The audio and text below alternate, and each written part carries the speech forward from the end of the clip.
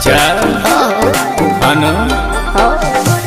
कोमर हिलावत हनी गोले गोले के कोई मजाल भजे बोले बोले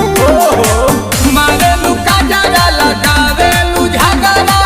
मारे लु दूध के दूला बाहर चढ़ल जवानी रसगुल्ला बाहर चढ़ल जवानी रसगुल्ला ए रसगुल्ला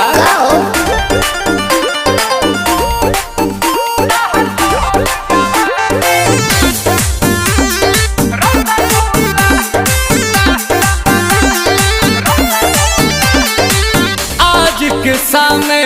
तोहर हिना में कई के आइलो हम बानी जईबू कहीं अबू यहीं लिख के ले